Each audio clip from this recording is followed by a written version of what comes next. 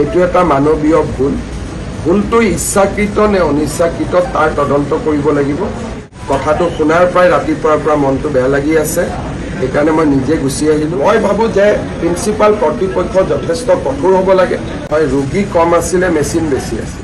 ৰাতিপুৱা মই খবৰ পাওঁ যে এনেকুৱা এটা এক্সিডেণ্ট এটা হৈছে ৰাতি আমাৰ নিকু ইনবৰ্ণত। আৰু ইনবৰ্ণত জেনেৰেলি কোনখিনি বাচ্চা থাকে, যিখিনি বাচ্চা আমাৰ ইয়াতে ডেলিভাৰী হয়, বাহিৰৰ পৰা নাহে আৰু লেবাৰ ৰুমৰ পৰা বা পেচেণ্টৰ পৰা চিফ্ট হয়। ইনফেকশ্যন হৈছিলে বেবীটোৰ। ইনফেকশ্যন হোৱাৰ কাৰণে ইমিডিয়েটলি তেওঁক মানে নিকুত চিফ্ট কৰা হ'ল।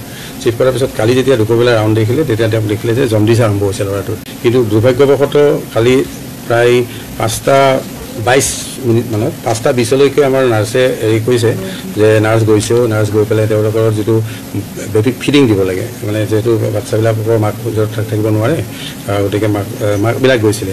কোনোবা এগৰাকী মাকে দেখিলে যে বাচ্ছা এটা পৰি আছে আৰু লগতে এটা যিটো ফটোথেৰাপি মেচিন, সেই ল'ৰাটো মেচিনত লাগি আছে। মেচিনত সেইকাৰণে যিটো মেচিনৰ এটা তাৰ পৰা ওলমি আছিলে।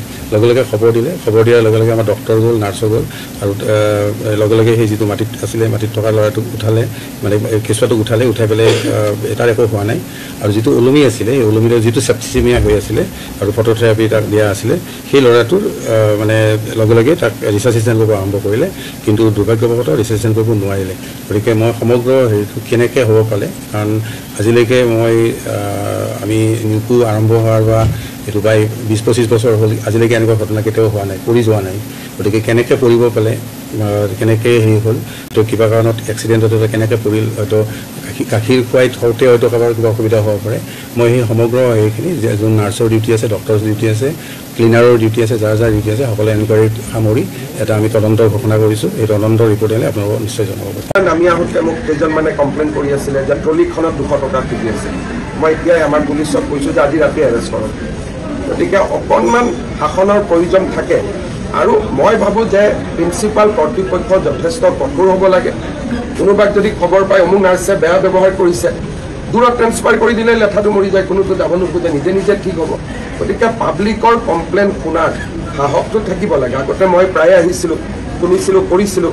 যেতিয়াই প্ৰিন্সিপাল ছুপাৰিণ্টেণ্ডে পেচেণ্টৰ কথা নুশুনে, কোনোবা কমপ্লেইন দিলে একশ্যন নলয়, তেতিয়া এনেকুৱা হয়। নাৰ্ছৰটো অসমত অভাৱ নাই, ৱাৰ্ড বয়টো অভাৱ নাই। গতিকে আমি বেয়া ব্যৱহাৰ কৰিলে কিয় একশ্যন ল'ব নোৱাৰোঁ? গতিকে মই আকৌ আহিম। আজিৰ ঘটনাটোৱে অলপমান মোৰো চকু মেল খুৱাইছে যে ইয়াতে মই পেচেণ্টখিনিয়ে আৰু কেইটামান কমপ্লেইন দিছে, গোটেইখিনি মই চাম।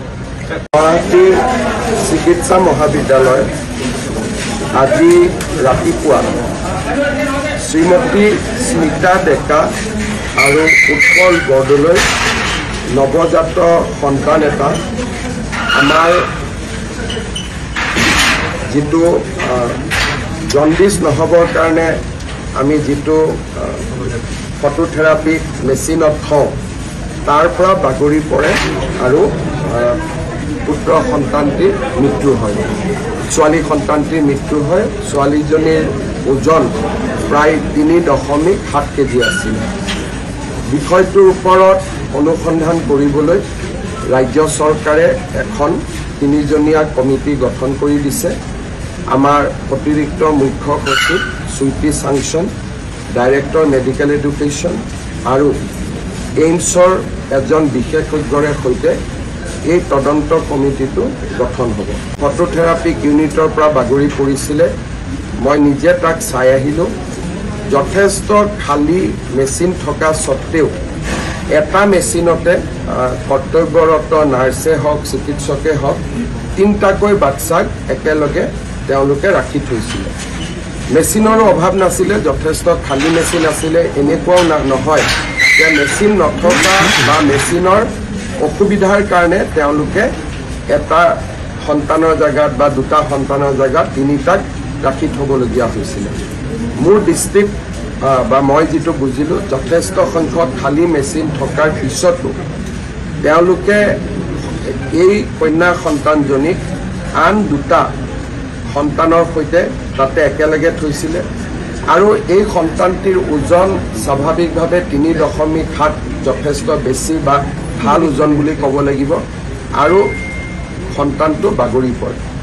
এনেকুৱা ঘটনা GMCHত আজিলৈকে মই দেখাও নাই 2006 চনৰ পৰা মই GMCHৰ লগত জড়িত আজি এই সুদীৰ্ঘ সময়ছোৱাত মই কেতিয়াও দেখা নাছিলোঁ প্ৰায় 20 বছৰ আজিৰ ঘটনাটো দেখি মই নিজেও অত্যন্ত দুখিত কাৰণ আমাৰ GMCHৰ যিটো প্ৰতিষ্ঠা এই প্ৰতিষ্ঠাৰ লগত এই বিষয়টো একেবাৰে সংগতি নাখায় ইয়ে মেডিকেল কলেজখনৰ প্ৰতি যিটো ৰাইজৰ ভালপোৱা আছে সেই ভালপোৱাটো কমাই দিয়ে আমাৰ বাবে অত্যন্ত দুখজনক ঘটনা মই সেইবাবে নিজে ঘটনাটো পৰিদৰ্শন কৰিলোঁ অহা 3 দিনৰ ভিতৰত বা 4 দিনৰ ভিতৰত কমিটিখনে ৰিপৰ্ট দিব কৰ্তব্যৰত নাৰ্ছগৰাকীক ইতিমধ্যে আমি নিলম্বিত কৰিব দিছোঁ আৰু গোটেই বিষয়টো যিহেতু CCTV ফুটেজ আছে গতিকে গোটেই বিষয়টো আমি নিৰপেক্ষভাৱে তদন্ত কৰিম সব আজিৰ কথাটো তেনেকুৱা নহয় ৰোগী কম আছিলে মেচিন বেছি আছিল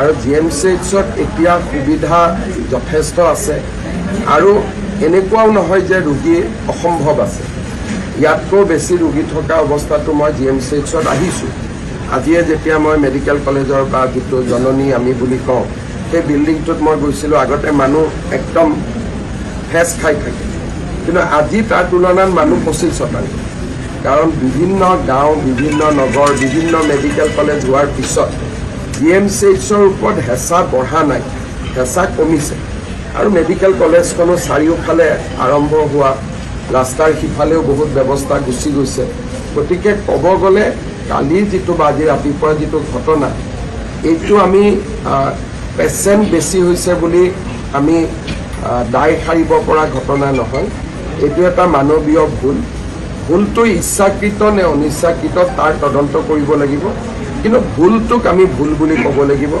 তাক বেলেগ কথা কৈ ভুলটো নহয় বুলি কোৱাৰ চেষ্টা কৰাটো মই উচিত বুলি নাভাবোঁ এইটো এটা ভুলো হৈছে আৰু অক্ষমনীয় অপৰাধো হৈছে আৰু কথাটো শুনাৰ প্ৰায় ৰাতিপুৱাৰ পৰা মনটো বেয়া লাগি আছে সেইকাৰণে মই নিজে গুচি আহিলোঁ এইটো একেবাৰে উচিত নহয় কন্যা সন্তানটিৰ পিতৃকো মই সাক্ষাৎ কৰিলোঁ আৰু তেওঁকো মই অহাকালি অফিচত মাতিছোঁ তেওঁকো মই যেনেকৈ পাৰোঁ সান্তনা দিবৰ বাবে চেষ্টা কৰিম বাকী মোক প্ৰিন্সিপালে কোৱা মতে বাকী দুজনৰ কোনো নাই আৰু তেওঁলোক বাগৰি পৰা নাছিল তেওঁলোক অকণমান হালি আছিলে গতিকে তেওঁলোকৰ কোনো অসুবিধা হোৱা নাই বাকী দুগৰাকী ডিছচাৰ্জ হৈছে এই সন্তানটিৰে যিটো কন্যা সন্তানগৰাকীৰ মৃত্যু হৈছে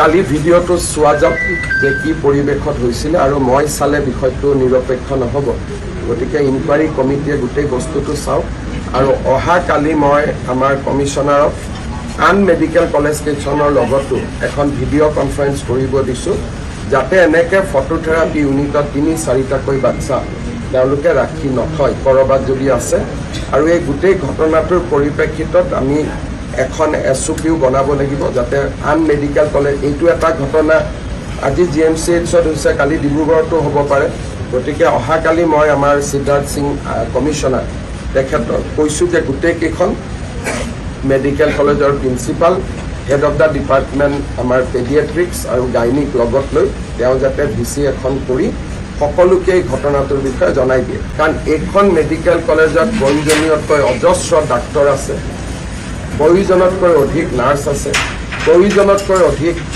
ইয়াতে ৱাৰ্ড বয় ৱাৰ্ড গাৰ্ল আছে আৰু কোনো ফালৰ পৰা এইখন মেডিকেল কলেজত ষ্টাফ কোনো সমস্যা নাই মেচিন আটাইতকৈ ভাৰতৰ ভিতৰতে ভাল মেচিন আছে এইখন মেডিকেল কলেজত মই 1000 বাৰ আহিছোঁ ভৰি দিব জাগা নাছিল খোজকাঢ়ি যাব নোৱাৰি ইমান মানুহ আজিতো মানুহেই নাই গতিকে এটা ভুলক ভুল বুলি স্বীকাৰ কৰাৰ সাহস থাকিব লাগে যেহেতু এটা ভুল হৈছে ভুল বুলি স্বীকাৰ কৰিব লাগে ইয়াত যদি প্ৰিন্সিপাল সুপাৰিণ্টেণ্ডেণ্ট যোনে আপোনালোকক এইবিলাক কথা কৈছে তেওঁলোককো মই বেয়া পাইছোঁ এইবিলাক কথা ক'ব নালাগে সাংবাদিকৰ আগতো সঁচা কথা ক'ব লাগে ভুলটো ভুল বুলি ক'ব লাগে বেয়া হৈছে প্ৰিন্সিপালে ক্ষমা খুজিব লাগে দেউতাক মাকৰ ওচৰত ইয়াতে বেলেগ কথা একো নাই ইয়াতে আৰু পেচেণ্ট বেছি হৈছে চৰকাৰক কওক আৰু 100জন ডক্টৰ দি মোকতো কেতিয়াও কোৱা নাই মইতো প্ৰিন্সিপালৰ লগত এভৰি 2 দিনত ফোনত কথা পাতোঁ মেডিকেলত মই আহি থাকোঁ কেতিয়াওতো মোক কোৱা নাই যে ইয়াতে কিবা কম আছে